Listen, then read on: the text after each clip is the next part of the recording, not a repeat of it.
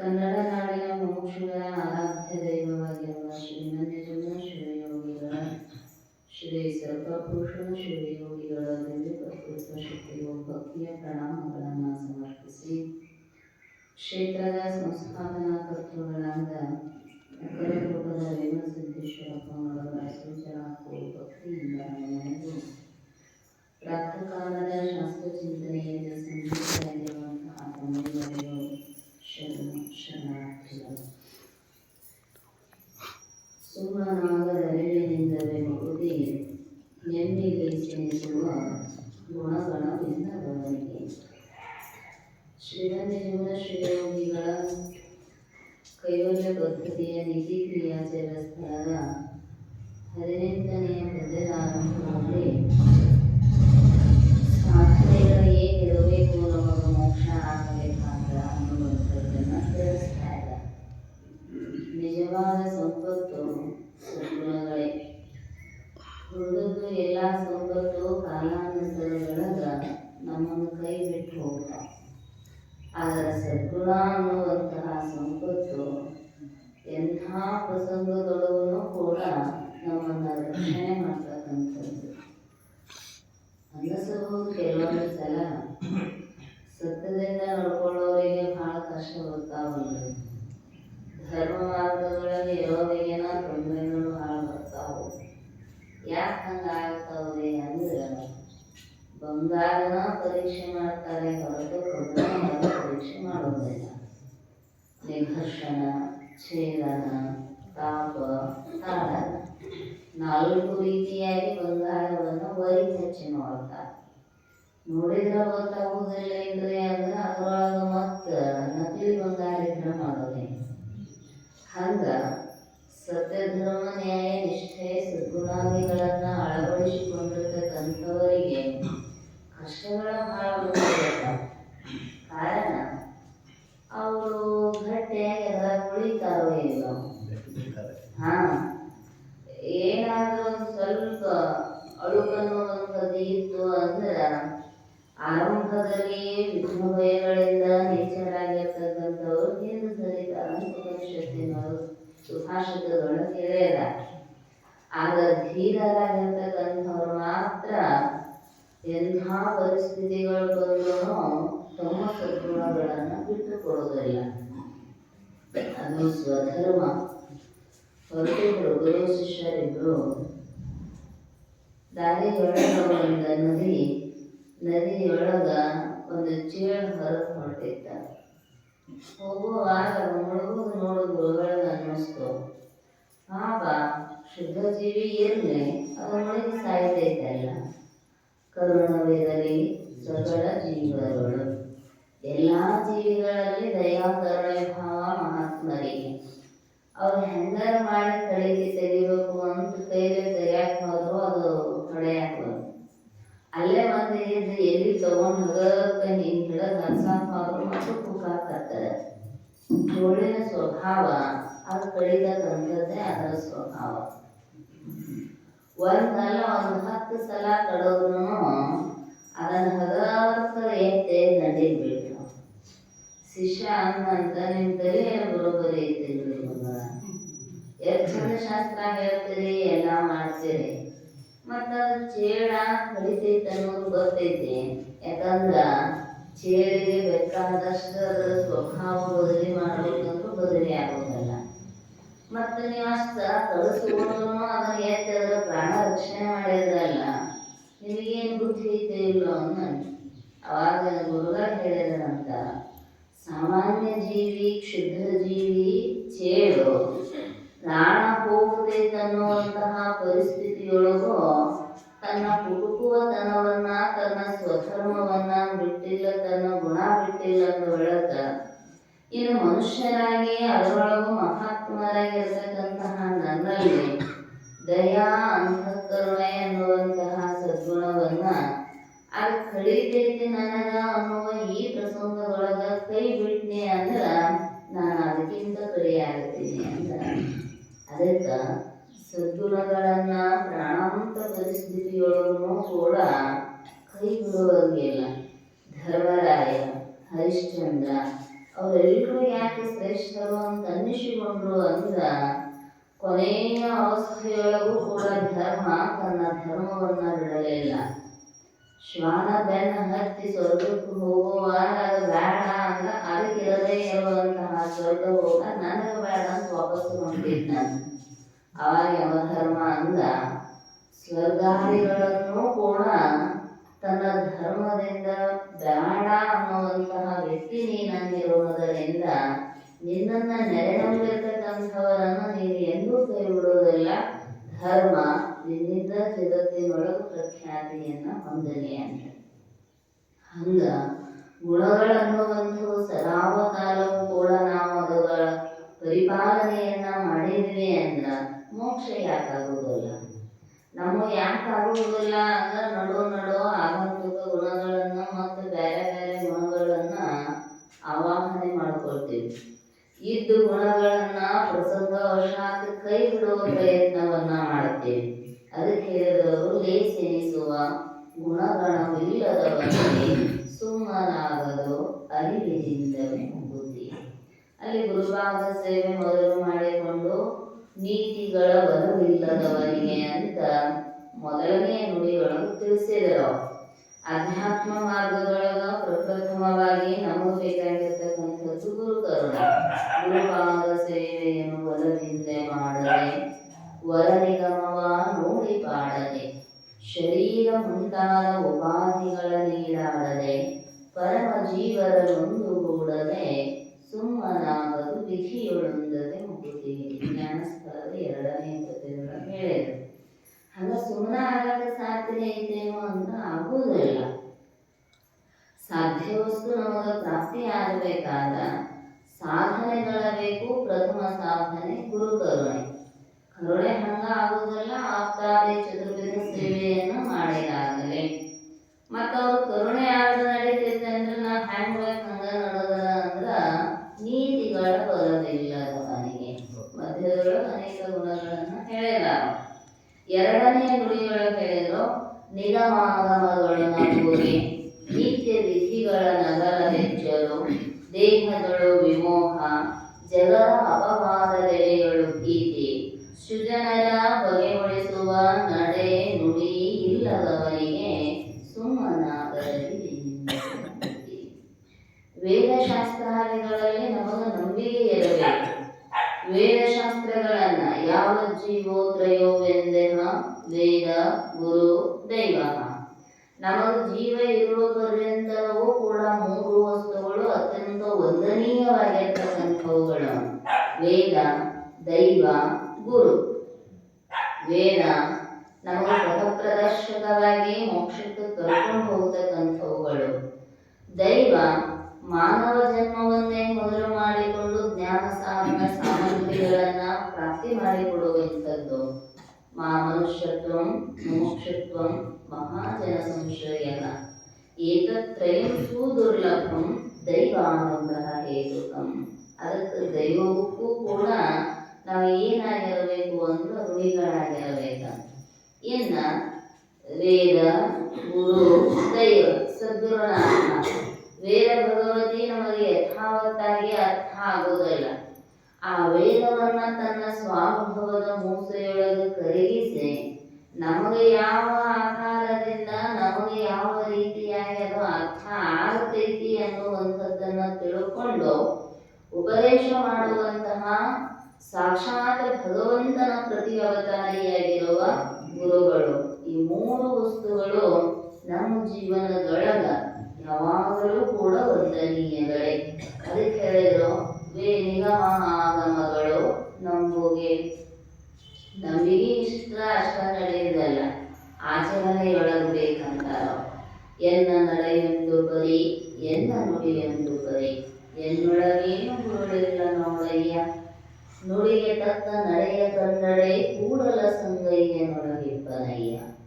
ದೇವರು ಯಾವಾಗ ಬಂದು ನಮ್ಮಲ್ಲಿ ವಾಸ ಮಾಡೋದು ಅಥವಾ ಅವರಲ್ಲಿ ನಮ್ಮನ್ನ ಬೆರೆಸಿಕೊಳ್ಳೋದು ಅಂದ್ರ ನಡೆ ನುಡಿ ಒಂದಾಗಿ ಇರಬೇಕಂತ.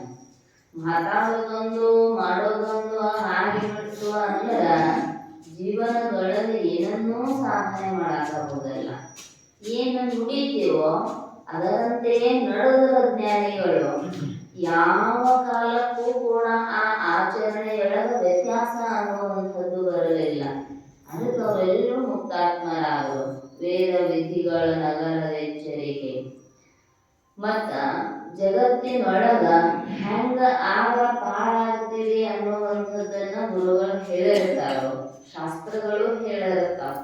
ತಾವು ಮನಸ್ಸಿಗೆ ಬಂದಂಗ ನಡೆದು ಹಾದಿವಿ ಅಂದ್ರ ಮನಸ್ಸು ಭಗವಂತನಲ್ಲಿ ಲಯ ಆಗುವುದಿಲ್ಲ. ಅದನ್ನೊಂದಿಷ್ಟು ಹಿಡಿದ ನಿಲ್ಲಿಸುವಂತಹ ಸಾಧನೆಯನ್ನ ಮಾಡಬೇಕು. ಅದಕ್ಕೆ ಹೇಳಿದ್ರು ಅವರು, ಸುಜನರ ಬಗೆಗೊಳಿಸುವ ನಡೆನುಡಿ ಇಲ್ಲದವನಿಗೆ ಸುಮ್ಮನಾಗದರಿವಿಲ್ಲವೇ ಮುಕುತಿ. ಜ್ಞಾನಿಗಳು ಅವರು ಅನ್ನುವಂತಹ ಕ್ರಿಯೆ ನಮ್ಮಿಂದ ನಡೀತಿತ್ತಂದ್ರ ಅಷ್ಟ ನಾವು ಉದ್ಧಾರ ಆಗತ್ತೆ. ಕಾರಣ ಅವ್ರಿಗೆ ಗೊತ್ತೈತಿ ಹಿಂಗ ನಡೆದ್ರ ಗುರಿ ಮುಟ್ಟುತ್ತೀವಿ. ಹೆಂಗೋ ನಡೆದ್ರ ಗುರಿ ಮುಟ್ಟಕ್ಕೆ ಸಾಧ್ಯ ಇಲ್ಲ. ಅದಕ್ಕೆ ಅವ್ರು ಹೇಳಿದ್ರು, ಜಗತ್ತಿನೊಳಗ ಭಗವಂತ ಮಹಾತ್ಮರು ನಮ್ಮನ್ನು ಒಪ್ಕೋಬೇಕಾಗಿತ್ತಂದ್ರೆ ಒಂದಿಷ್ಟು ಬಿಡುವ ಕಲೆ ನಮಗೆ ಗೊತ್ತಿರಬೇಕ. ವಿಷಯ ವಸ್ತುಗಳನ್ನ ತ್ಯಾಗ ಮಾಡುತ್ತಾ ಬಸವಣ್ಣನವ್ರು ಹೇಳಿದ್ರಲ್ಲ, ಹೊನ್ನಿನೊಳಗೊಂದೊರೆಯ ಸೀರೆಯೊಳಗೊಂದೆಳೆಯ ಅನ್ನದೊಳಗೊಂದಗುಳ ಇಂದಿಂಗೆ ನಾಳಿಂಗೆ ಬೇಕೆಂದೇ ನಾಡೊಳೆ ನಿಮ್ಮ ಪ್ರಮಥರಾಣೆ. ಪ್ರಮಾಣ ಮಾಡಿ ಹೇಳಿದ್ರು. ಎಷ್ಟು ಕೋಟಿಗಟ್ಟಲೆ ಅಲ್ಲ, ಹೊನ್ನಿನೊಳಗೊಂದೊರೆಯ. ಬಹುಶಃ ಒರೆ ಅನ್ನುವಂಥದ್ದು ಲೆಕ್ಕಾಚಾರಗಳ ಅತ್ಯಂತ ಸಣ್ಣದಿರ್ಬೇಕ. ಬಂಗಾರದೊಳಗೆ ಒಂದು ಒರೆಯಷ್ಟು ಕೂಡ ನಾನು ಆಸೆ ಮಾಡೋದಿಲ್ಲ ಅಂತ. ಸೀರೆಯೊಳಗೊಂದೆಳೆಯ, ಅದು ನಿಮಗೆ ಜ್ಞಾನ. ಒಂದು ಎಳೆ, ಯಾಕಂದ್ರೆ ಲಕ್ಷ ಲಕ್ಷ ಎಳೆಗಳನ್ನ ಕೂಡೆ ಒಂದು ಸೀರೆ ಹೇಳಿದ್ದೀರಿ ನೀವು. ಅದರೊಳಗಿನ ಒಂದು ಎಳೆನೂ ಆಸೆ ಮಾಡೋದಿಲ್ಲ ಅಂತಾರ. ಅನ್ನದೊಳಗೆ ಒಂದು ಗುಳ, ಒಂದು ಹೋಗಲ್ಲ, ಒಂದು ಗೋಡೌನ್ ಅಲ್ಲ, ಅದ್ರಾಗ ಒಂದು ಅಗಳದ ಮೇಲೂ ಆಸೆ ಇಲ್ಲ. ಹೆಂಗ ಅಂದ್ರೆ ಹೇಳಿದ್ರು, ಇಂದಿಂಗೆ ನಾಳಿಗೆ. ಕಾಳಸಿದ್ದೇಶ್ವರರು ಒಂದು ವಚನ ಇದೆ, ಇಂದಿನ ಚಿಂತೆಯುಳ್ಳವರೆಲ್ಲ ಹಂದಿಗಳು. ಬಹಳ ಕಟುವಾಗಿ ಬೆಳಗಿನ ರೂಪಗಳು ವಚನ ಉಳಿಸಿದರು. ಕಾರಣ ಆಸೆ ಇರಬಾರದು ಮನುಷ್ಯನಿಗೆ ಅಂತ. ಮತ್ತೆ ಆಶಾ ಇತ್ತಂದ್ರ ಆಶಾ ಪ್ರಾಣಿ ಭಾಷೆ ಹೊಂದುತ್ತಾನೆ. ಆಶಾಪಾಶ ಶತೈರ್ಬದ್ಧ ಕಾಮಭೋಗ ಪರಾಯಣ ಈಹಂತೆ ಕಾಮಭೋಗಾರ್ಥಂ ಅನ್ಯಾಯೇ ಅರ್ಥ ಸಂಚಯ. ಮತ್ತ ಆಸೆ ಇತ್ತಂದ್ರ ಗಳಸಕ್ ಶುರು ಮಾಡ್ತಾನೆ. ಗಳಸಕ್ ಹತ್ತಿದ ಅಂದ್ರೆ ಉಳಿಸೋ ಪ್ರಯತ್ನ ಮಾಡ್ತಾನೆ. ಇದು ಎಲ್ಲಿ ಹೋಗಬಾರ್ದು, ದಾನ ಕೊಡಬಾರ್ದು, ಧರ್ಮ ಮಾಡಬಾರ್ದು, ಅವ್ರು ಏನ್ ಬೇಕಾದ ಕೇಳಲ್ರಿ, ನಾವೇನ್ ಗುಣ ಅನ್ನಬಾರದೆ. ಹಿಂಗ ಹಾಕೋಂತ ಹೋಯ್ತಂದ್ರ ಲೋಭ ಬುದ್ಧಿ ಮನುಷ್ಯನಲ್ಲಿ ಪ್ರಾಪ್ತಿಯಾಗತ್ತೆ. ಲೋಭ ಬುದ್ಧಿ ಪಾಪ ಮಾಡಕ್ ಹಚ್ಚತೈತಿ. ಪಾಪ ಮಾಡಕ್ ಹಚ್ಚಿದೆ ಅಂದ್ರ ನಿನಗ ಮಹಾತ್ಮರ ಕಡೆ ಹೋಗಬಾರದಲ್ಲ. ಏನ್ ಅವ್ರು ಹೌದು ಅನ್ನುವ ನಡೆನುಡಿಗಳು ನಿನ್ನೊಳಗ ಬರಕ್ಕೆ ಯಾವಾಗ ಸಾಧ್ಯ ಅದಾವು. ಅದಕ್ಕೆ ಜಗತ್ತಿನೊಳಗ ಬಹಳಷ್ಟು ಪುಣ್ಯ ಇದ್ರ ಅಷ್ಟ ಮಹಾತ್ಮರ ಒಡನಾಟ ಅನ್ನುವಂಥದ್ದು ಸಿಗುತ್ತೆ. ಅಂಥ ಪರಮ ಸದ್ಗುರುಗಳು ಅಂತಃಕರಣೆಯಿಂದ ನಮಗೆ ಜ್ಞಾನೋಪದೇಶವನ್ನ ನೀಡಬೇಕಾದ್ರ ನಮ್ಮ ಪುಣ್ಯ ಇದ್ರ ಸಿಗತೈತೆ ಹೊರತು ಪುಣ್ಯದ ಕೊರತಿತ್ತು ಅಂದ್ರ ಜ್ಞಾನಿಗಳು ಸಿಗೋದು ಬಹಳ ಅಪರೂಪ ಅನ್ನುವಂಥದ್ದು. ಬೇಕಾದವರು ನಮಗ ಅನುಕೂಲವಾಗಿ ನಮ್ಮ ಚಟಗಳಿಗೆ ಹೊಂದುವಂಥವ್ರು ಬಹಳ ಮಂದಿ ಸಿಗ್ತಾರೆ. ಸಮಾನಶೀಲೆ ವ್ಯಸನೇಶು ಸತ್ಯ. ಅಪ್ಪವ್ರು ಹೇಳಿದ್ರಲ್ಲ, ಒಂದು ಬಾಟ್ಲಿ ಹಾಕಿ ಬಿಟ್ಟ ಅಂದ್ರೆ ಬೇಕಾದಂಥವ್ರು ಗೆಳೆಯರ ಬಂದ್ಬಿಡ್ತಾರೆ. ಆ ಕಡೆ ಎಳ್ಕೊಂಡು ಹೋಗೋರು ಬಹಳ ಮಂದಿ ಇರ್ತಾರೆ. ಅವ್ರು ಸುಲಭಕ್ಕೂ ಗೆಳೆತನ ಮಾಡಿಬಿಡ್ತಾರೆ. ಯಾಕಂದ್ರ ಅದ ಮಂದಿ ಭಾಳ ಇರ್ತೈತೆ ಅಲ್ಲಿ. ಮೆಜಾರಿಟಿ ಎಕಡೆ ಇರ್ತೈತಿ ಆ ಕಡೆನೆ ಸಹಿ ಅಂದು ಬಿಡೋದು. ಹಂಗಿದ್ದವ್ರು ಒಂದು 6 ಮಂದಿ ಹೊಂಟಿದ್ರಂತ. ಯಾಕಂದ್ರೆ ಏನೋ ಬೆಳೆ ಮಾರಾಡ್ತಿದ್ರು, ಕಬ್ಬಿನ ಮಿಲ್ ಬಂದಿದ್ದು ಕಾಣ್ತೈತಿ. ಈ ಕಡೆ ತಗೋಬಾರ್ದು. ಕಬ್ಬಿನ ಮಿಲ್ ಹಾಕಿದ್ರು. ಅವ್ರಂದ್ರು ಬ್ಯಾಂಕಿಗೆ ಹೋಗಿ ಬಿಲ್ ತಕೊಂಡು ಮನೆಗೆ ಸಂತೆ ಮಾಡಿಕೊಂಡು ಹೋಗೋಣ ನಡ್ರಿ ಅಂತ ಮಾಡ. ಆಯ್ತು, ಸಂತೆ ಅಲ್ಲೇ ಉಳಿತ್ರಿ. ಮತ್ತೆ ಹೇಳಿನಲ್ಲ, ರೊಕ್ಕ ಎಲ್ಲ ಖರ್ಚು ಮಾಡಿ ಬರೀಗೆ ಮನೆಗೆ ಹೋಗಿದ್ರು. ಹಾಗೆ ಸಂತೆ ಅಲ್ಲೇ ಉಳಿತು.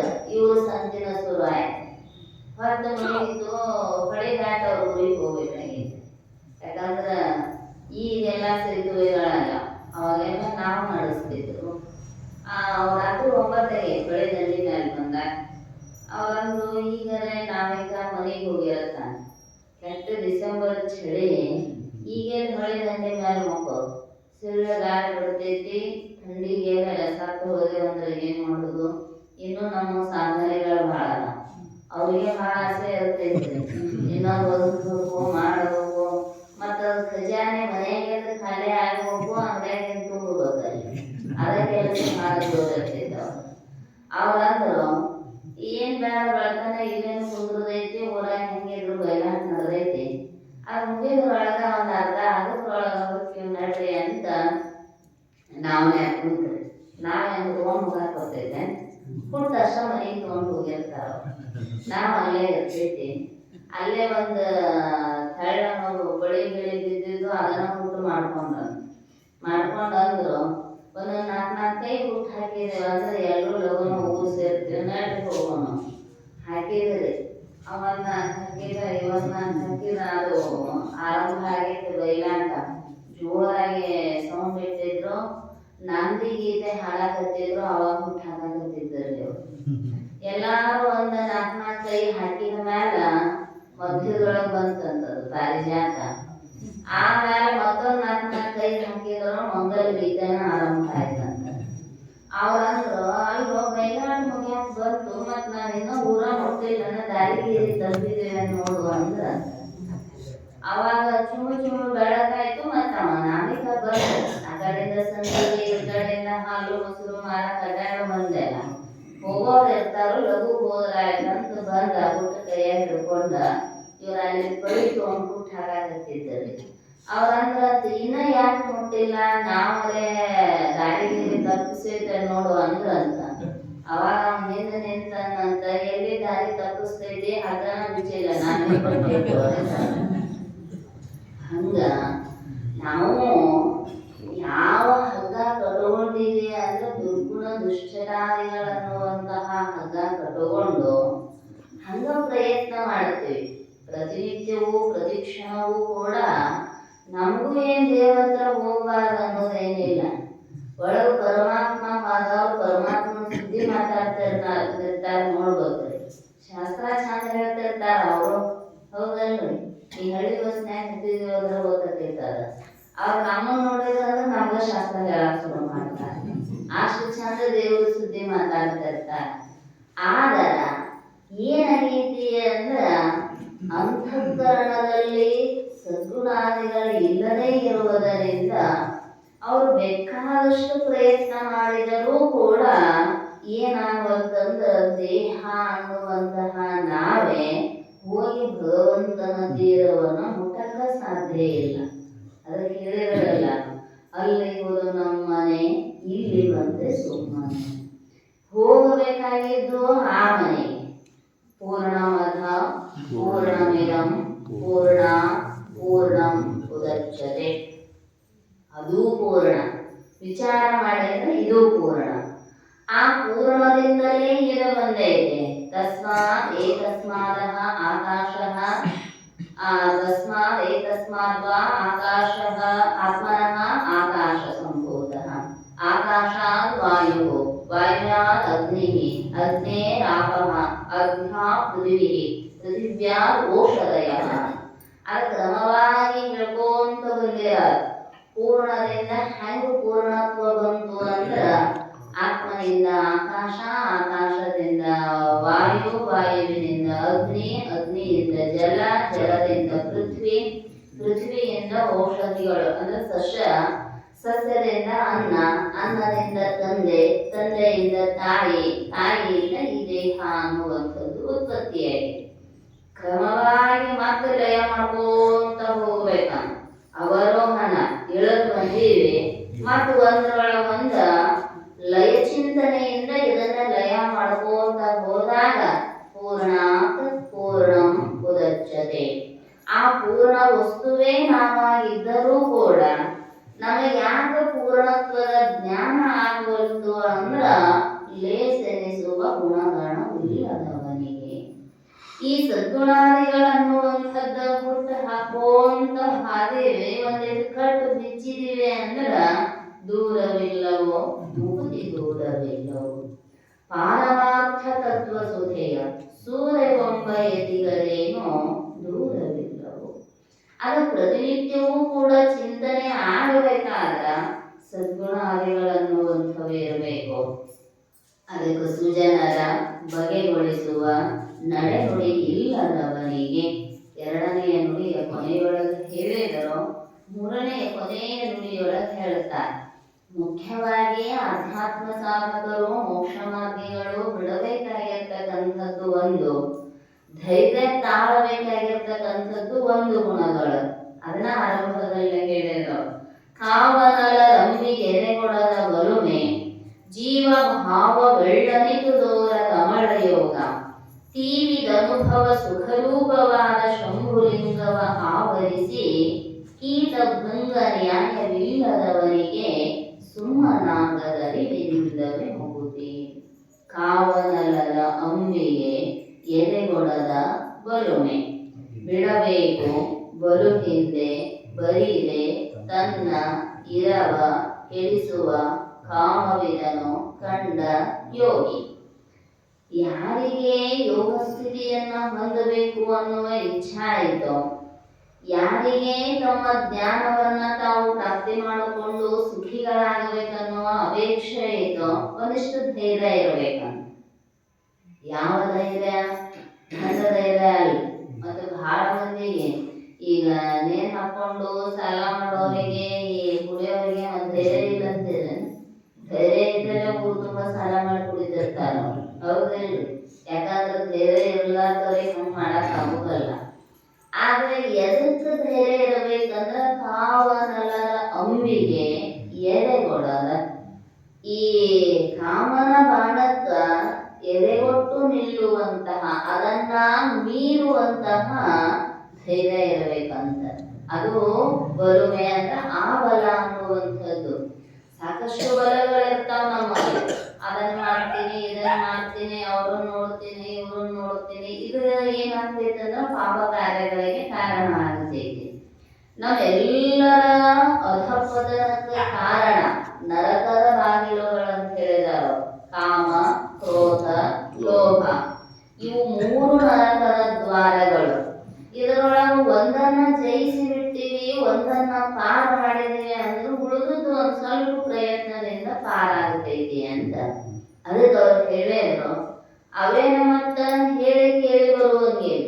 ಕಣ್ಣಿಗೆ ಕಾಣುವಂಗ ಬಂದ್ರ ಎಲ್ಲಿಂದರೆ ಪ್ರಯತ್ನ ಮಾಡಬಹುದು. ನಮ್ಮೊಳಗ ಇರತಕ್ಕಂತಹ ಹಿತಶತ್ರುಗಳು ಅಂತ ಬರದೇವ. ಕಾಮಶ್ಚ ಕ್ರೋಧಶ್ಚ ಲೋಭಶ್ಚ ಮೋಹಶ್ಚ ದೇಹೆ ತಿಷ್ಠಂತಿ ತಸ್ಕರಾಹ. ಈ ದೇಹದೊಳಗ ತಿಷ್ಠಂತಿ ಅನ್ನುವ ಶಬ್ದ ಬಳಸಿದಾರ ಅವರು. ಖಾಯಂ ಆಗಿ ಉಳ್ಕೊಂಡು ಬಿಡುತ್ತಾವ. ಗುರುಗಳ ಸಮೀಪಕ್ಕೂ ಹೋಗಲಿಲ್ಲ ಅಂದ್ರ, ಪ್ರಯತ್ನ ಮಾಡಿ ಅವುಗಳನ್ನ ಎದುರಿಸುವ ಸಾಧನೆ ಇಲ್ಲದೆ ಹೋಯ್ತಂದ್ರ ಅವ ಹಂಗ ಅವ ಸಾತ್ವಿಕ ರೂಪದೊಳಗರೆ ಇರಬಹುದು, ತಾಮಸ ರೂಪದೊಳಗರೆ ಇರಬಹುದು. ನಾವೇನ್ ಬಹಳ ಆಸೆ ಮಾಡ್ತೀವ್ರಿ, ಕಾಮ ಅಂದ ಕೂಡಲೇ ಒಂದ ಅರ್ಥ ಅನ್ನುವಂಥದ್ದಲ್ಲ. ಭೋಗೇಚ್ಛ, ಯಾವುದಾದ್ರೂ ಒಂದು ವಸ್ತುವಿನ ಉಣ್ಣುವುದು, ತಿನ್ನುವುದು, ನೋಡುವುದು, ಮುಟ್ಟುವುದು, ವಾಸಿಸುವುದು, ಪ್ರತಿಯೊಂದು ಇಚ್ಛೆಯೂ ಕೂಡ ಕಾಮ ಅನ್ನುವ ಶಬ್ದದಿಂದ ಬಳಸಿದ್ದಾರೆ. ಆ ಇಚ್ಛೆ ನಮ್ಮದೇನ್ ಬಹಳ ಬಾರ್ದೈತ್ರಿ. ನಾವೊಂದಿಷ್ಟು ಸಾತ್ವಿಕ ರೂಪವಾದ ಇಚ್ಛೆ ಐತ್ರಿ ಅಂದ್ರ ಅದು ಕೂಡ ಒಂದು ಪ್ರತಿಬಂಧಕ ಆಗತೈತಿ. ಅದಕ್ಕೆ ಹೇಳಿದ್ರು ಅವರು, ಕಾಮ ಅನ್ನುವಂಥದ್ದನ್ನ ಸಂಪೂರ್ಣ ಗೆಲ್ಲಬೇಕಾದ ರಾಮನಾಮ ಸ್ಮರಣೆ ಅನ್ನುವಂಥದ್ದು ಬೇಕು. ಅದಕ್ಕೆ ಹೇಳಿದ್ರಲ್ಲ ಅಕ್ಕ ಮಹಾದೇವಿ, ಲೋಕದ ಚೇಷ್ಟೆಗೆ ರವಿ ಬೀಜವಾದಂತೆ, ಕರಣಂಗಳ ಚೇಷ್ಟೆಗೆ ಮನವೇ ಬೀಜ, ಎನಗುಳ್ಳುದೊಂದು ಮನ, ಆ ಮನ ನಿಮ್ಮಲ್ಲಿ ಒಡವೆರೆದ ಬಳಿಕ ಎನಗೆ ಭವವುಂಟೆ ಚೆನ್ನ ಮಲ್ಲಿಕಾರ್ಜುನ. ಎಲ್ಲ ಇಚ್ಛೆಗಳಿಗೂ ಕಾರಣ ಯಾವುದು ಅಂದ್ರೆ ಈ ಮನಸ್ಸೇ. ಅದ ಒಂದಿಷ್ಟು ಕಣ್ಣಿನ ಮೂಲಕ ಹೋಗಿ ನೋಡ್ಬೇಕನ್ನೋ ಆಸೆ ಆಕೈತಿ, ಕಿವಿಯ ಮೂಲಕ ಹೋಗಿ ಕೇಳಬೇಕನ್ನೋ ಆಸೆ ಆಕೈತಿ. ಈ ಆಸೆಗಳಿಗೆ ಪ್ರೇರಣಾದಾಯಿ ಯಾವುದು ಅಂದ್ರೆ ಈ ಮನಸ್ಸೇ. ಹಾಗೆ ಸೂರ್ಯ ಹುಟ್ಟಿದ್ರನ ಜಗತ್ತಿನೊಳಗೆ ಎಲ್ಲ ವ್ಯವಹಾರಗಳು ನಡೀತಾವ. ಹಂಗ ಮನಸ್ಸು ಒಂದು ಹೊರಮುಖವಾಗಿ ಇತ್ತು ಅಂದ್ರೆ ಬೇಕಾದ ಬಯಸ್ತೈತಿ.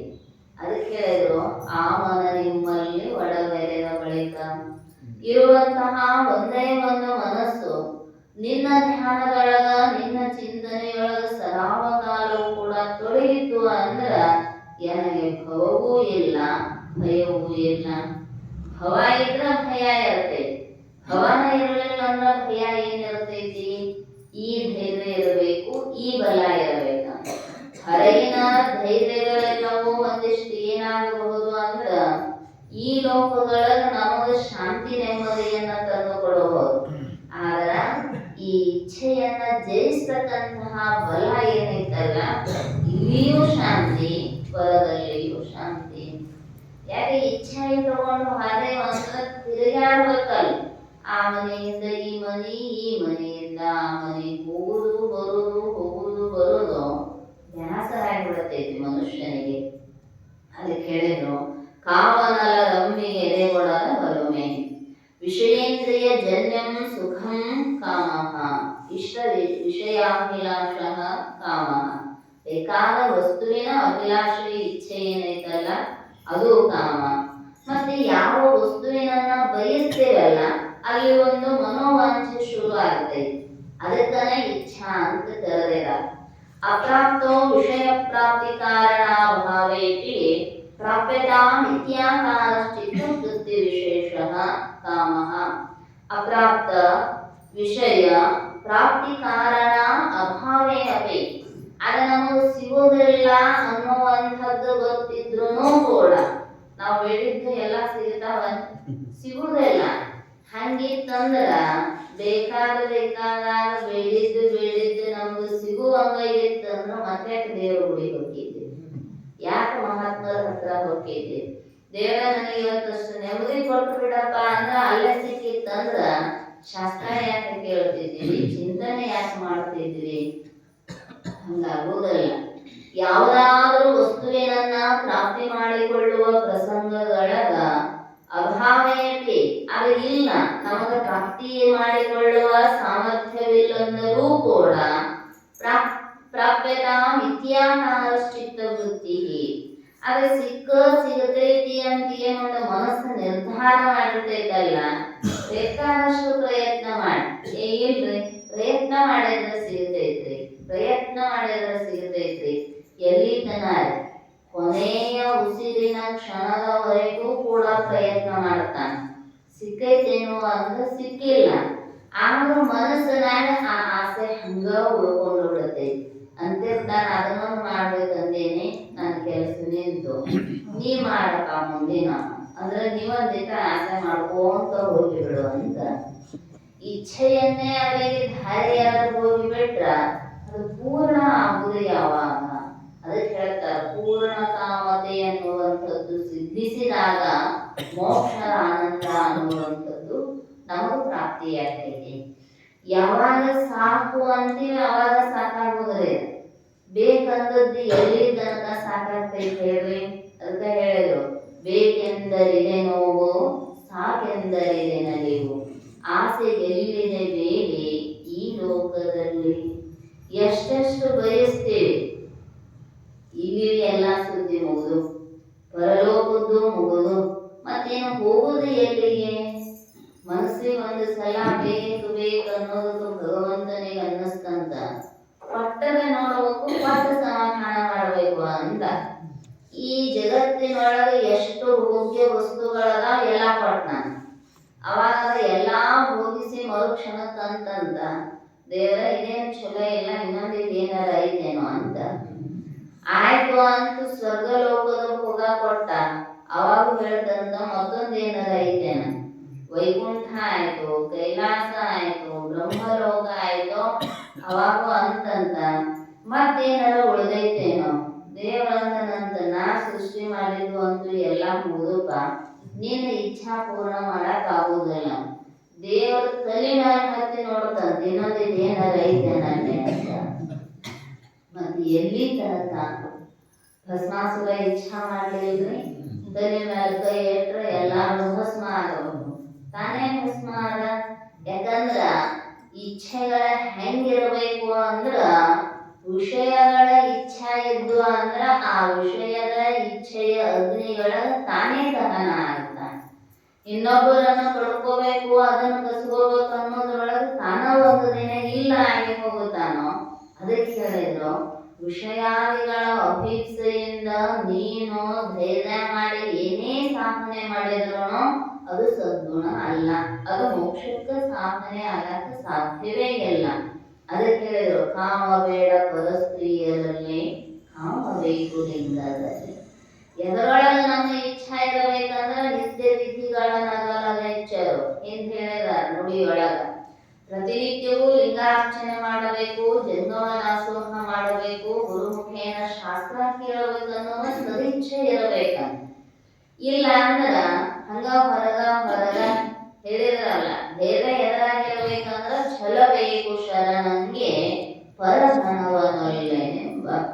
ಇಚ್ಛೆಯನ್ನ ಹತ್ತಿಕ್ಕಬೇಕು, ಒಳ್ಳೆಯ ಇಚ್ಛಾ ಇರಬೇಕು.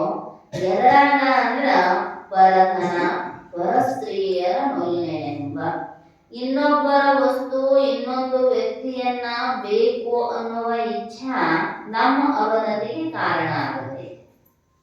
ಅದಕ್ಕೆ ಅವುಗಳನ್ನ ತ್ಯಾಗ ಮಾಡಿ ಛಲ ಬೇಕು ಶರಣಂಗೆ ಲಿಂಗ ಜಂಗಮ ಒಂದೇ ಎಂಬ.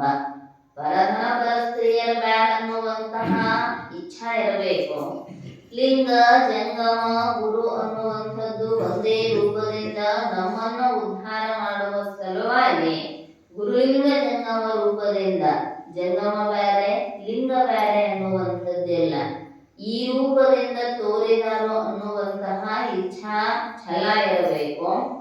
ಇಂಥ ಛಲ ಯಾರಲ್ಲಿ ಇರೋದಲ್ಲವೋ ಅವರನ್ನು ಮೆಚ್ಚ ಕೂಡಲ ಸಂಗಮ ದೇವ. ಈ ಒಳ್ಳೆಯ ರೀತಿಯಾಗಿರ್ತಕ್ಕಂತಹ ಸಾತ್ವಿಕ ಛಲ ಇರಬೇಕು. ದುರ್ಗುಣಗಳನ್ನ ಎದಿಗೊಟ್ಟು ಎದುರಿಸ್ತೀನಿ ಅನ್ನುವಂತಹ ಬಲುಮೆ ಇರಬೇಕು. ಅದನ್ನ ಆರಂಭದೊಳಗೆ ಹೇಳಿದ್ರು ಅವರು. ಹಾವನಲ ರಂಬಿಗೆ ಎದೆಗೊಡದ ಬಲುಮೆ ಹ್ಯಾಂಗ ನಿವೃತ್ತಿ ಮಾಡೋದ್ರಿ ಈ ಇಚ್ಛೆಯನ್ನ ಅಂದ್ರ ದಮಶ್ಚ ನಿಸ್ಸಂಕಲ್ಪಶ್ಚ ಕಾಮಂ ಶಿಥಿಲೀಕರೋತಿ. ದಮಶ್ಚ ನಿಸ್ಸಂಕಲ್ಪಶ್ಚ ಒಂದಿಷ್ಟು ಬಹಿರೇಂದ್ರಿಯಗಳನ್ನ ನಿಗ್ರಹ ಮಾಡೋದು, ಸಂಕಲ್ಪವನ್ನ ತ್ಯಾಗ ಮಾಡೋದು. ಯಾವಾಗ ಇಚ್ಛಾ ಅಂದ್ರೆ ನಾವು ಮನಸ್ಸಿನಾಗ ಸಂಕಲ್ಪ ಮಾಡಿರ್ತೀವಿ, ಇವತ್ತಿಷ್ಟ ಆಗಬೇಕ್ರಿ, ಇದನ್ನು ಪಡೆಯಬೇಕ್ರಿ. ಮತ್ತ ಅದನ್ನು ಪಡಿಬೇಕಂದಾಗ ಯಾವ ಮಾರ್ಗದಿಂದ ಏನಕ್ಕೇನ ಪ್ರಕಾರೇನ, ಅದು ನ್ಯಾಯವೇ ಇರಲಿ ಅನ್ಯಾಯವೇ ಇರಲಿ, ಆ ಸುತ್ತು ಬಳಸಿ ದಾರಿ ಹಿಡ್ಕೊಂಡು ಇಚ್ಛಿತ ವಸ್ತುಗಳನ್ನ ಪಡೆಯುವುದಕ್ಕೆ ಪ್ರಾರಂಭ ಮಾಡ್ತಾನೆ. ಅದಕ್ಕೆ ಹೇಳಿದ್ರು, ಈ ದಮದಿಂದ ಮತ್ತು ನಿಸ್ಸಂಕಲ್ಪದಿಂದ ಮನಸ್ಸಿನಲ್ಲಿ ಇರ್ತಕ್ಕಂತಹ ಸಂಕಲ್ಪಾದಿಗಳನ್ನ ಶಮನ ಮಾಡೋದರಿಂದ ಕಾಮಂ ಶಿಥಿಲೀಕರೋತಿ. ಅದನ್ನೊಂದಿಷ್ಟು ಒಡೆದು ನಾಶ ಮಾಡಬೇಕಾಗಿತ್ತಂದ್ರ ಒಂದು ಕಲ್ಲು ಹೊಡಿಬೇಕಾದ್ರೆ ಒಂದ ಪೆಟ್ಟಿಗೆ ಎಂದು ಹೋಗೋದಿಲ್ಲ. ಹಂಗ ಪದೇ ಪದೇ ಪದೇ ಪದೇ ಪೆಟ್ಟ ಹಾಕೋಂತ ಹಾದಿ ಬಂದ್ರ ಘನವಾಗಿರ್ತಕ್ಕಂತಹ ಆ ಕಲ್ಲಿನೊಳಗೆ ಏನ ಒಂದು ಗಟ್ಟಿತನ ಇರ್ತೈತಲ್ಲ, ಪೆಟ್ಟು ಬಿದ್ದಂಗ ಅದು ಶಿಥಿಲ ಹಾಕೋಂತ ಹೋಗ್ತೈತಿ. ಅಂದ್ರ ಅದರದ ಎಲ್ಲ ಗಟ್ಟಿತನ ಸಡಿಲ ಹಾಕೋಂತ ಹೋಗಿ ಕೊನೆಗೊಮ್ಮೆ ಏನಾಗ್ತೈತಿ ಅಂತ ಪುಡಿ ಆಗ್ತೈತಿ. ಹಂಗ ಇಚ್ಛಾ ಕಾಮ ಅನ್ನುವಂಥದ್ದು ಎಷ್ಟು ಗಟ್ಟಿ ಆಗೈತಿ ಅಂದ್ರ ಒಂದ ಪೆಟ್ಟು ಹೊಡೆದ ಸರಿತೈತಿ ಅಂದ್ರೆ ಸರಿಯುವುದಿಲ್ಲ. ಅದಕ್ಕೆ ಮೇಲ ವೈರಾಗ್ಯದ ಪೆಟ್ಟುಗಳು ಬೀಳ್ಕೊಂತ ಇದ್ದು ಅಂದ್ರ ವಿರತಿ ವಜ್ರದೆ ಮೋಹಗಿರಿಯ ನುಗ್ಗೊಡೆಯುವುದೇ ಚಂದಮ. ಅದಕ್ಕೆ ಪದೇ ಪೆಟ್ಟು ಹಾಕೊಂತ ಇದ್ದೀವಿ ಅಂದ್ರ ಈ ಕಡೆ ಹೋಗಬೇಡ, ಇದು ಚಲೋ ಅಲ್ಲ ಅಂತ ಒಂದೊಂದು ಪೆಟ್ಟು ಕೊಟ್ಟೋತ ಇದ್ದಾಗ ಸಡ್ಲ ಹಾಕೊಂತ ಬರ್ತೈತೆ, ಶಿಥಿಲೀಕರೋತಿ. ಅವಾಗ ಆ ಭಾವನನ್ನ ಜಯಿಸುವಂತಹ ಸಾಮರ್ಥ್ಯ ಬರ್ತೈತಿ. ಬ್ರಹ್ಮಚರ್ಯೇನ ವಸ್ತು ವಿಚಾರೇನ ಕಾಮಸ್ಯ ನಿವೃತ್ತಿಗೆ. ಮತ್ತಿದನ್ನು ಕಳ್ಕೊಳ್ಳೋದು ಹೆಂಗ್ರಿ ಅಂದ್ರ ಬ್ರಹ್ಮಚರ್ಯೇನ ಶಾಸ್ತ್ರೋಕ್ತವಾಗಿರ್ತಕ್ಕಂತಹ ಆಚಾರಗಳು ನಮ್ಮಲ್ಲಿ ಇದ್ದು ಅಂದ್ರ, ಜೊತೆಗೆ ವಸ್ತು ವಿಚಾರೇನ ನಾವಿಷ್ಟೆಲ್ಲ ನಮ್ಮ ಆಯುಷ್ಯವನ್ನ ಕಳ್ಕೊಳಕತ್ತೀವಿ ಎದರ ಸಲುವಾಗಿ?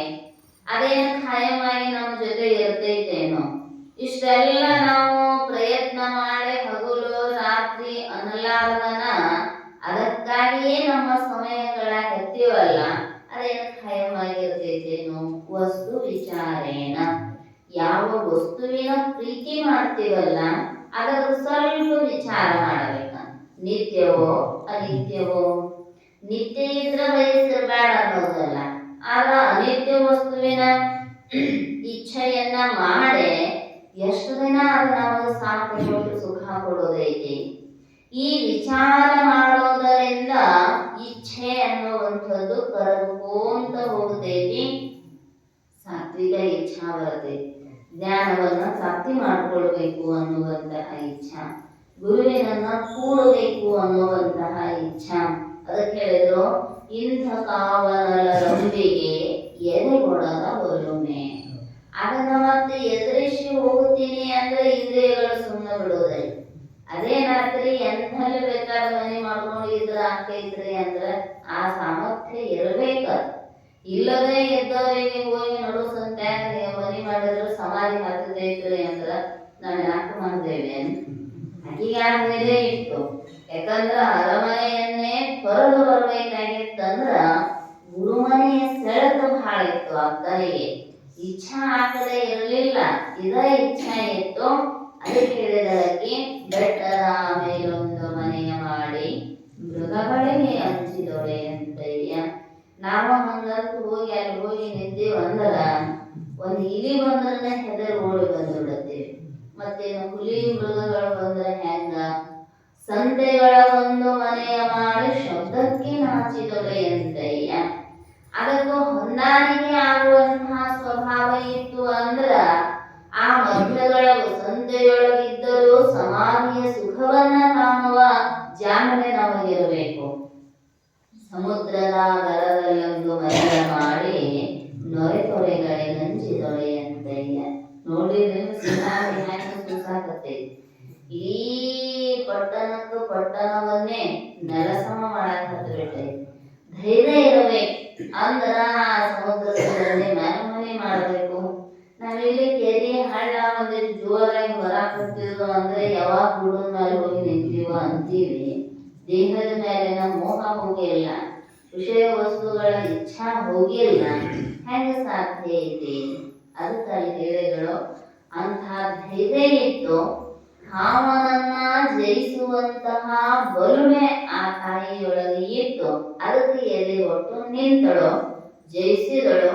ವೀರ ವೈರಾಗ್ಯ ನಿಧಿ ಅಂತ ಈ ಜಗತ್ತೇ ಆ ತಾಯಿಯನ್ನ ಕೊಂಡಾಡುತ್ತೆ. ನಾವು ಅಷ್ಟಾಗುವುದಿಲ್ಲ ಅಂದ್ರೂ ಒಂದೊಂದು ಹೆಜ್ಜೆಯನ್ನು ನಡಿಬೇಕಂತ. ಕಾವನಲರಿದೆ ಅಂಬಿಗೆ ಎದೆಗೊಡದ ಬಲುಮೆ. ಆ ಬಾಣವನ್ನ ಜಯಿಸತಕ್ಕಂತಹ ಸಾಮರ್ಥ್ಯ ಎದರಿಂದ ಜಯಿಸುವುದೇ ಅಂದ್ರೆ ಭಗವಂತ ನಾಮಸ್ಮರಣೆಯಿಂದ. ಯಾಕಂದ್ರ ಇಚ್ಛಾ ಮನಸ್ಸಿನಾಗ ಉಂಟಾಗ್ತೈತಲ್ಲ, ಅದ ಬರ್ಲಾರ್ದಂಗ ಅದಕ್ಕೆ ಜಾಗ ಇರಲಾರ್ದಂಗ. ಯಾರೋ ತುಕಾರಾಮರ ಹತ್ರ ಬಂದ್ರಂತ ಕಾಶಿ ಪಂಡಿತ್ರು ಹೇಳಿದ್ರ, ನಿಮ್ದು ಭಾಳ ಹೇಳ್ತಾರೆ ಈ ಭಾಗದೊಳಗ ಜನ ಮಹಾನ್ ಜ್ಞಾನಿಗಳಂತ, ಶಾಂತಿ ಬ್ರಹ್ಮರಂತ. ನಾನು ಒಂದಿಷ್ಟು ಕಾಶಿಯೊಳಗ ಅಧ್ಯಯನ ಮಾಡಿ ಎಲ್ಲಾ ಶಾಸ್ತ್ರಾರ್ಥಗಳನ್ನ ತಿಳ್ಕೊಂಡೀನಿ. ಮತ್ತೆ ನನ್ನ ಕಡೆ ಗ್ರಂಥಗಳು ಭಾಳ ಅದಾವು, ನಾನು ಓದೀನಿ. ಆಗ ಅವನು ನಿಮಗ್ ಕೊಡ್ಬೇಕಂತ ಇಚ್ಛಾ ಆಗೈತಿ. ಇವನಷ್ಟು ತಗೊಂಡು ಓದಿದ್ರಿ ಅಂದ್ರ ನಿಮ್ಮ ಜ್ಞಾನಕ್ಕೆ ಮೆರಗು ಬರ್ತೈತಿ ಅಂದ್ರ ಅಂತ. ಅವಾಗ ತುಕಾರಾಮರಂದ್ರಂತ, ನನ್ ಜಗನೇ ಇಲ್ಲ ನನ್ನ ಹತ್ರ. ಅವ್ರಂದ್ರು, ಜಾಗ ಇಲ್ಲ ಈಗ ಮನಿ ಇಲ್ಲ ಅಂದ್ರಿ ಅಂದ್ರು. ಮನಿ ಐತಿ, ಮನ್ಯಾಗ ಜಾಗ ಇಲ್ಲ. ಅಷ್ಟೇನು ತುಂಬಿದೆ ನಿಮಗರ ಬರ್ತನ ಭಾಳ ಐತಂತ ಜನ. ಏನ್ ತುಂಬಿದೆ ಅಂದ್ರ ಹೊರಗಿನ ಮನೆ ಖಾಲಿ ಐತಿ, ಆದ್ರೆ ಒಳಗಿನ ಮನೆ ಖಾಲಿ ಇಲ್ಲ. ನೀ ಪುಸ್ತಕ ತಂದು ಹೊರಗಿನ ಮನೆಯಾಗ ಇಡಬಹುದು, ಆದ್ರ ಇಲ್ಲಿ ತುಂಬಾಕ ಖಾಲಿ ಇಲ್ಲ ಅಂದ್ರ. ಅಂಥದ್ದೇನು ತುಂಬೈತಂದ್ರಂತವ್ರು, ಶ್ವಾಸ ಶ್ವಾಸಮೇ ಭಗವನ್ ನಾಮ ಹೈ.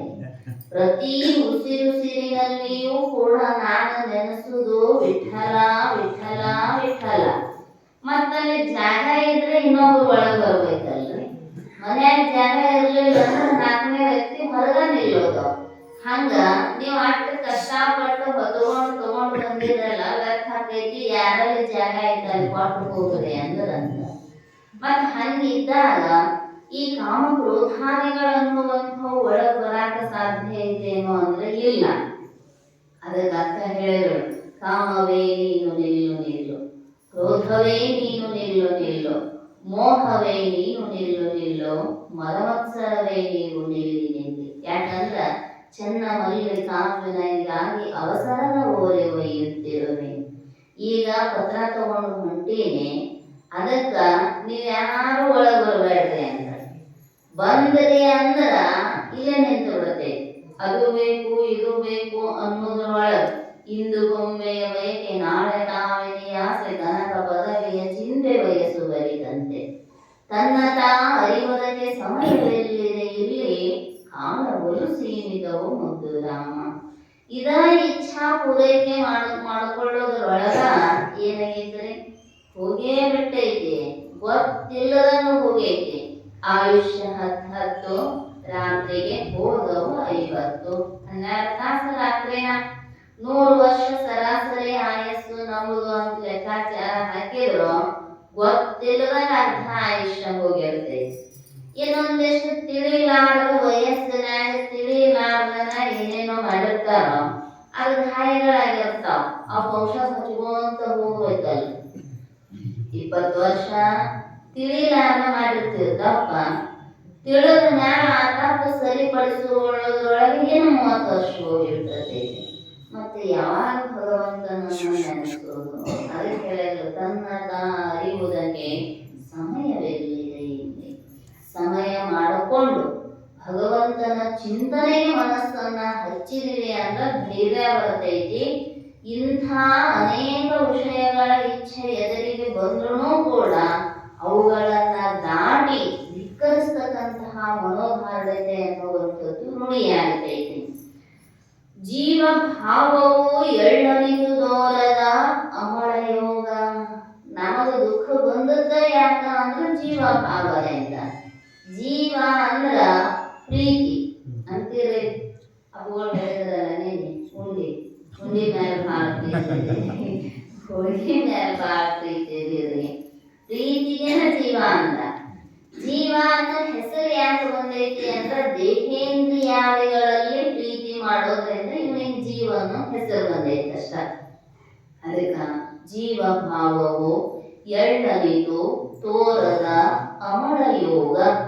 ಇಲ್ಲದವನಿಗೆ ಸುಮ್ಮನಾಗ ಅರಿವಿನಿಂದಲೇ ಮುಗುತಿ. ಇದನ್ನು ಕಳ್ಕೋಬೇಕಂತ. ಯಾಕಂದ್ರ ಅಂತಿರ್ತಾರ ನೋಡು, ನನ್ ಜೀವ ತಗೋಬೇಕಂತ ವಿಚಾರ ಮಾಡಿರಿ. ಇದನ್ನ ಗುರುಗಳ ಮುಂದೆ ಹೋಗಿ ಹೇಳ್ಬೇಕ. ನನ್ನ ಜೀವ ತಗೊಳ್ಳೋ ವಿಚಾರ ಮಾಡಿರಿ ಅಂದ್ರ ಅವ್ರು ಹೌದಂತಾರ. ನಿನ್ನ ಜೀವ ತಗೊಳ್ಳೋ ಸಲುವಾಗಿನ ನಾ ಬಂದೀನಿ. ನಲಿಗಜ್ಜ ಶಿವಾನಂದ ಅಪ್ಪೋರಿಗೆ ಹಂಗ ಅಂದ್ರ, ಉಳಿದವರೆಲ್ಲರೂ ಹೆದರು ಓಡಿ ಹಾರು ಕೊಡ್ಲಿ ತಗೊಂಡು ನೀನು ಕಡಿತೀನಿ ಅಂದಾಗ ಶರಣಾಗತಿ ಆಗಂತ ಅಪ್ಪೋರು. ಯಾಕಂದ್ರೆ ಗೊತ್ತಿತ್ತವರಿಗೆ ಜೀವ ಭಾವಿ ಎಂದೆನಿಸದೆ ಎನ್ನನು ಶಿವಭಾವಿ ಎಂದೆನಿಸಿದ ಗುರುವಿನನು. ನಮ್ಮಲ್ಲಿರುವ ಜೀವಭಾವ ಕಳಿಬೇಕಾಗಿತ್ತು ಅಂದ್ರೆ ಗುರುಗಳಿಗೆ ಆ ಸಾಮರ್ಥ್ಯ ಇದೆ ಹೊರತು ಉಳದವ್ರು ಇನ್ನಷ್ಟು ಗಟ್ಟಿ ಮಾಡ್ತಾರ. ದೇಹನಿಂದು ಹೊಲನಿಂದು ಮನಿನಿಂದು ಚಂದಾಗಿ ಆರೋಗ್ಯ ಕಾಪಾಡ್ಕೊಳ್ಬ. ಯಾಕಂದ್ರೆ ಬಹಳ ಶ್ರೀರಾಮದೇವ ಅವ ಇರಾಮದಾನ ಯಾವತ್ತೂ. ಆದ್ರೆ ಇದರ ಜೊತೆ ಇರುವ ಸಂಬಂಧ ಇಲ್ಲವೇ ಇಲ್ಲ. ಈ ದೇಹದಲ್ಲಿ ಇಂದ್ರಿಯಾದಿಗಳಲ್ಲಿ ಅಂತಃಕರಣಾದಿಗಳಲ್ಲಿ ಜ್ಞಾನೇಂದ್ರಿಯ ಕರ್ಮೇಂದ್ರಿಯಾದಿಗಳಲ್ಲಿ ಎಷ್ಟು ಪ್ರೀತಿ ಇಟ್ಟಾನಲ್ಲ ಈ ಜೀವ ಭಾವವನು. ಎಳ್ಳನಿತು ದೋರದ. ಎಂಥ ಸದ್ಗುಣ ಇರಬೇಕಂದ್ರೆ ಯಾವ ಕ್ಷಣಕ್ಕಾದರೂ ಕೂಡ ಇದನ್ನ ನಾ ಅನ್ನುವ ಭಾವ ಬರಬಾರದು. ನಾ ಅಂದು ಕೂಡಲೇ ನಂದು ಅಂದು ಕೂಡಲೇ ಸಹಜ ಪ್ರೀತಿ ಬರ್ತೈತಿ. ಮಂದಿ ಮನೆಗೆ ಬೆಂಕಿ ಬಿದ್ರ ಅಳ್ತೇವನ್ರಿ. ಮಂದಿ ಹೊಲಕ್ಕೆ ಬೆಂಕಿ ಬಿದ್ರ ಮಂದಿ ಹೊಲ ಮುಳುಗಿದ್ರ ಎಂದ್ರ ಕುಂತ್ಕೊಂಡು ಹತ್ತೀವನ್ ಇಲ್ಲ.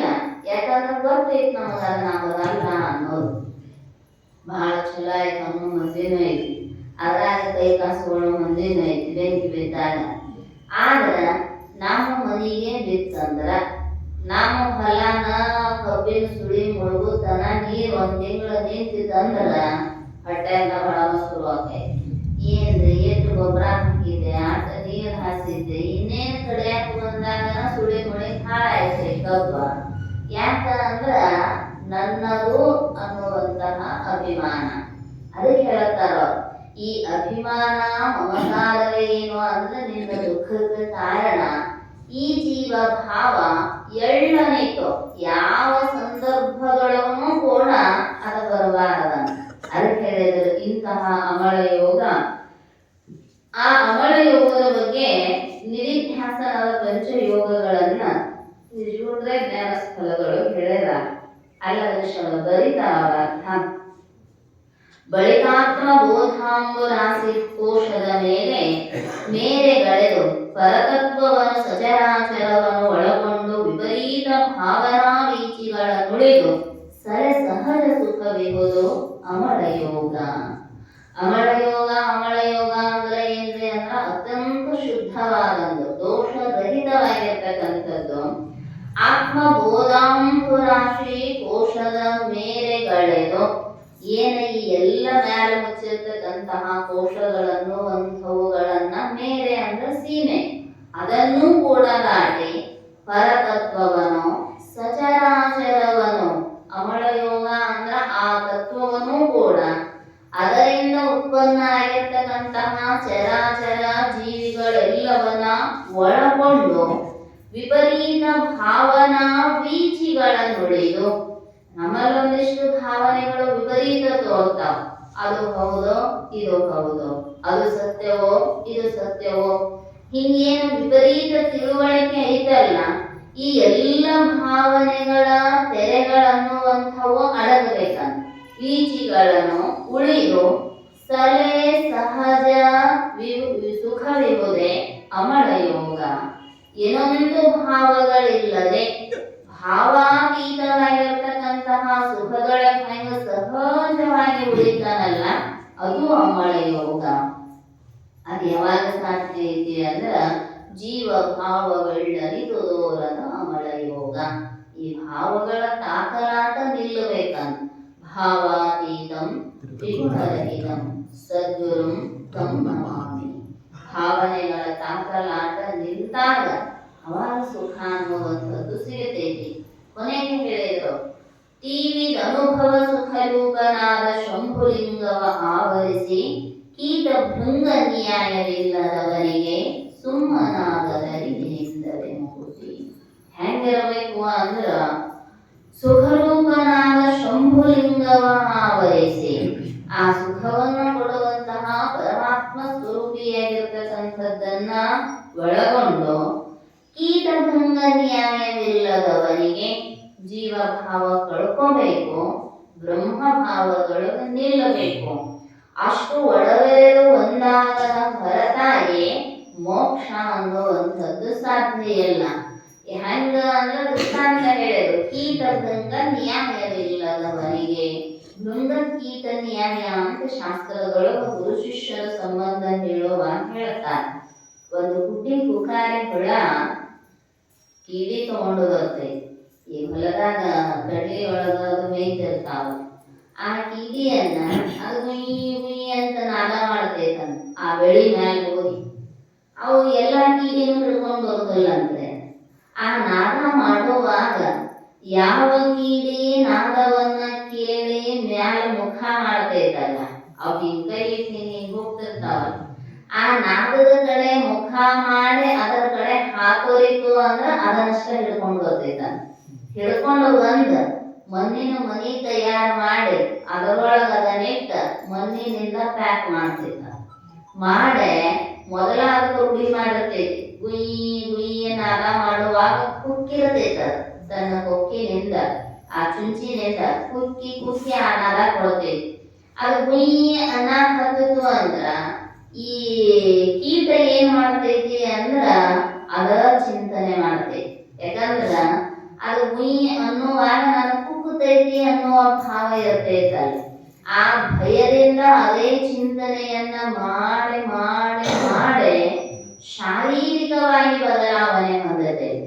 ಒಂದು ಕ್ಷುದ್ರ ಜೀವಿ ಆ ಭೃಂಗದ ನಾದವನ್ನ ಚಿಂತನೆ ಮಾಡಿ ಮಾಡಿ ಕೀಟ ಭೃಂಗ ಆಗ್ತೈತಲ್ಲ, ಹಂಗ ವಿಷಯಾದಿಗಳಿಂದ ವಿಮುಖನಾದ ಮನುಷ್ಯ ಗುರುಗಳ ಕರೆದ ಕರೀತಿರ್ತಾರೆ. ಆದ್ರೆ ಇದಕ್ಕೈತಿ ಅಂತ ಕೆಳಗ ಮುಖ ಮಾಡಿ ವಿಷಯವನ್ನ ಸ್ವೀಕಾರ ಮಾಡುವ ಮನುಷ್ಯನನ್ನ ಎಂದೂ ಗುರು ಸ್ವೀಕಾರ ಮಾಡೋದಲ್ಲ. ಯಾರು ಗುರುವಿನ ನಾದವನ್ನ ಕೇಳಿ ವಿಷಯಗಳನ್ನ ಒಂದು ಕ್ಷಣ ಬಿಟ್ಟು ಆ ಕಡೆಗೆ ಹಂಬಲಿಸಿ ಓಡೋಡಿ ಬರ್ತಾನಲ್ಲ, ಅಂಥ ಶಿಷ್ಯನನ್ನ ಹಿಡಿದುಕೊಂಡು ನಾದ ಕೊಡ್ತಾರೆ. ತತ್ವಮಸಿ ಅಯಮಾತ್ಮ ಬ್ರಹ್ಮ ಅನ್ನುವಂತಹ ಮಹಾವಾಕ್ಯೋಪದೇಶ ರೂಪವಾದ ನಾದವನ್ನ ಕೊಟ್ಟು ಮನಿ ಎಂಥದ್ದು ಪ್ರತಿಬಂಧಕ ಮಾಡಿರ್ತಾರೋ ಅಂದ್ರ ಎಲ್ಲ ವಿಷಯಗಳಲ್ಲಿ ದೋಷ ದೃಷ್ಟಿಯನ್ನ ತುಂಬೆ ಇದು ನಿನಗೆ ದುಃಖ ಕೊಡ್ತೈತಿ ಅಂತ ಹೇಳಿದ ಬಳಕ ಅದ ನಾದಾನುಸಂಧಾನ ಅನ್ನುವಂಥದ್ದು. ಹಂಗ ನಾದವನ್ನ ಅನುಸಂಧಾನ ಮಾಡಿ ಮಾಡಿ ಶಿಷ್ಯನು ಏನಾಗಬೇಕು ಅಂದ್ರ ಗುರುವಿನಿಂದ ಹುಟ್ಟಿದ ಶಿಷ್ಯ ಗುರು ರೂಪವಲ್ಲದೆ ಮತ್ತೊಂದು ರೂಪವಲ್ಲವಯ್ಯ. ಷಣ್ಮುಖ ಶಿವಯೋಗಿಗಳು ಹೇಳಿದರು, ಬೀಜದಿಂದ ಹುಟ್ಟಿದ ವೃಕ್ಷ ಬೀಜವನ್ನೇ ಹೋಲುವಂತೆ ಗುರುವಿನಿಂದ ತಯಾರಾದ ಶಿಷ್ಯ ಗುರು ರೂಪವಲ್ಲದೆ ಮತ್ತೊಂದು ರೂಪವಲ್ಲವಯ್ಯ. ಸಾಮಾನ್ಯ ಜೀವಿ ತನ್ನ ದೇಹ ರಚನೆಯ ಬದಲಾವಣೆ ಮಾಡ್ಕೋತೇವೆ. ಇನ್ನು ಅರಿವಿನ ಜನ್ಮ ತಗೊಂಡ ಮನುಷ್ಯ ಗುರುವಿನ ಮಾತು ಕೇಳಿ ಗುರು ಸ್ವರೂಪ ಮರುಸ್ವರೂಪ ಆಗಲಿಲ್ಲ ಅಂದ್ರ ಆ ಕೀಡಿಗಿಂತಲೂ ಕಡೆಯಾಗತೈತಂತ. ಅದಕ್ಕೆ ಅವರು ಹೇಳಿದರು, ತೀವಿದ ಅನುಭವ ಸುಖರೂಪನಾದ ಶಂಭುಲಿಂಗವ ಆವರಿಸಿ ಕೀಟ ಭೃಂಗ ನ್ಯಾಯವಿಲ್ಲದವನಿಗೆ ಸುಮ್ಮನಾಗದು ಅರಿವಿನಿಂದವೇ ಮುಗುತಿ. ಎಲ್ಲ ಕಳ್ಕೋಬೇಕು, ಆ ಭಾವಗಳನ್ನು ಉಳ್ಕೊಂಡಾಗ ಮಾತ್ರ ಅವನಿಗೆ ನೆಮ್ಮೆ ಅರಿವಿನಿಂದಲೇ ಮುಗುತಿ. ಲೇಖನಿಸುವ ಗುಣಗಳ ಸಂಪಾದನೆಯನ್ನ ಮಾಡಿ ಗುರುಮಾತನ್ನ ವೇದ ಭಗವತಿಯ ಮಾತನ್ನ ನಂಬಿದ ಅಂದ್ರ ಅದರಿಂದಲೇ ಜ್ಞಾನ ದೇವದ ಕೈವಲ್ಯಂ. ಇಲ್ಲದೆ ಹೋಯಿತು ಅಂದ್ರ ಬೇಕಾದಷ್ಟು ಕೇಳಿದ್ರು ಜ್ಞಾನ ಆಗುವುದಲ್ಲ, ಜ್ಞಾನ ಇರಲಿಲ್ಲ ಅಂದ್ರ ಮೋಕ್ಷದ ಆನಂದ ಆಗುವುದಲ್ಲ ಅನ್ನುವಂತಹ ಮಾತನ್ನ ಈ ಪದ್ಯದೊಳಗ ನಿಜವನ್ನು ತಿಳಿಸಿ ಅದರ ಮುಂದಿನ ಪದ್ಯಗಳಿಗೂ ಕೂಡ ಅದನ್ನೇ ಹೇಳ್ತಾರ. ಯಾಕಂದ್ರ ಮನುಷ್ಯನಿಗೆ ಬೇಕಾದಂತ ಇದರೊಳಗ ಲೇಟ್ ಸಾಧನೆಯೊಳಗನ ಅದಕ್ಕೆ ಭಗವಂತನನ್ನ ಕುರಿತು ಪ್ರಾರ್ಥನೆ ಮಾಡ್ತಾ ಇದ್ದಾರ. ಆ ವಿಷಯ ಮತ್ತೆ ನಾಳೆ ಚಿಂತನೆ ಮಾಡೋಣ ಅಂತ ತಿಳಿಸ್ತಾ ನನ್ನೆರಡು ಅರಿವಿದ ಮಗುವ ಪುಷ್ಪಗಳನ್ನ ಜಗದ್ಗುರು ಶಿವಾನಂದರ ಚರಣ ಸನ್ನಿಧಿಗೆ ಸಮರ್ಪಿಸಿ ಓಂ ಸಹನಾವತು ಸಹನೌ ಭುನಕ್ತು ಸಹ ವೀರ್ಯಂ ಕರವಾವಹೈ ತೇಜಸ್ವಿನಾವಧೀತಮಸ್ತು ಮಾ ವಿದ್ವಿಷಾವಹೈ.